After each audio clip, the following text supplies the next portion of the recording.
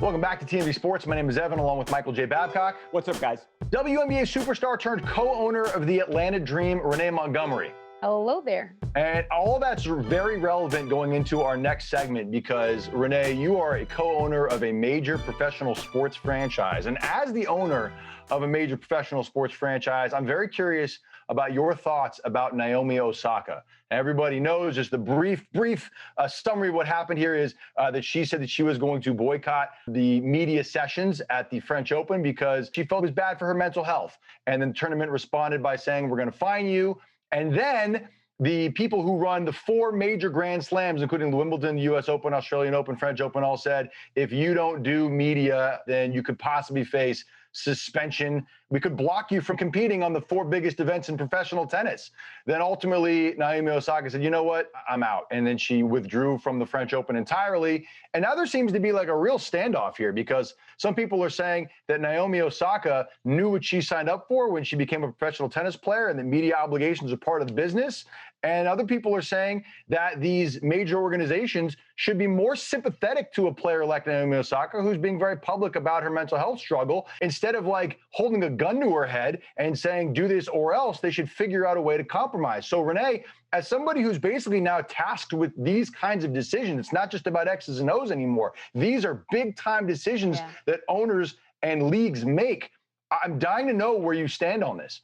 Yeah, I do think I don't think it should be as complicated as it is. First of all, there was no need to send that threat.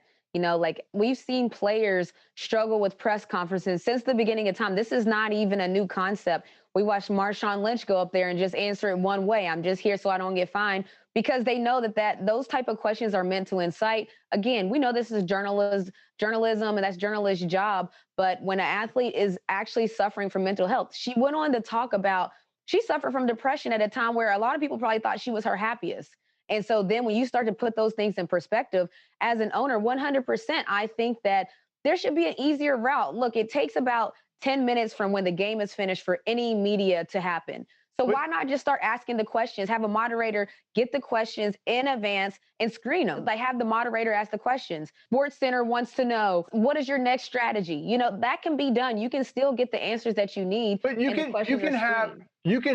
install those changes down the line. But I think personally, what I want to know is people are saying, why did Naomi just make this public right away? Why wasn't there an attempt to kind of work out a situation with them behind the scenes? Because people feel that she kind of pushed them into making this threat because they're like, we can't just have our biggest star in the sport basically say, I don't feel like talking to the media and control and kind of call all the shots. So that's kind of, I'm curious, do you feel that they should have had this conversation privately before this thing exploded? I think that they should have privately figured things out. Look, we already know there's already a fine in place.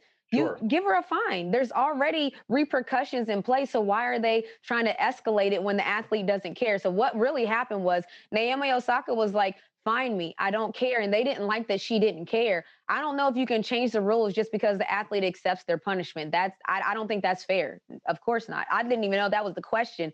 That's a no-brainer. You can't change the rules when the athlete doesn't care. She said fine her. Then they wanted to take it up a notch. Yeah, I think the timing is important here. I think at first Naomi Osaka announced she wasn't going to talk to media, and then there was a good deal of outrage and there was a lot of controversy, and then she was fined. There was the threat from the powers that be, and then she revealed what she's been going through. So look, on one hand, players, in my mind, need to do media because media is very important for the growth and the survival of a sport.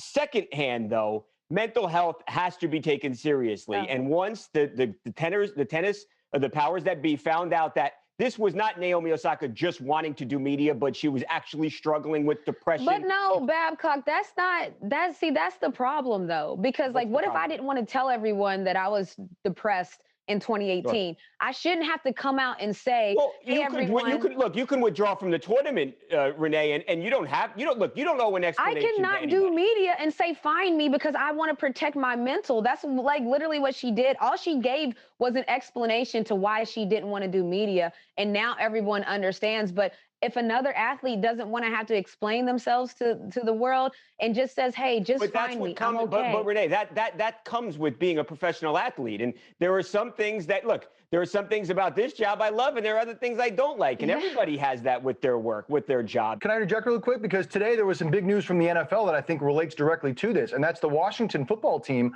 hired a doctor for their players specifically to deal with mental health and mental wellness. So that doctor will specifically work with players and then talk with management and basically be the bridge between the players and coaches and management, so that if there's a player struggling with mental health, that everybody's on the same page and can address it and deal with it the same way, so that you're not dealing with like a person who's forced, who maybe is dealing with some issues where they don't feel comfortable talking to people and they're having high anxiety, that they're not forced into a position that could possibly damage the long-term health. I think maybe the tennis federations here should take a page from the NFL in that sense, and from the Washington football team and other teams like that. And the NBA and the WNBA, because we've had a doctor, shouts to Dr. Gunter, we've had one for like 4 years now. That doesn't change anything. Like, it's great, but I don't think people understand that athletes aren't due to tell you anything. Find her and move on, and then figure out a different way in the future. Like, that's how I see it. I think it's that simple.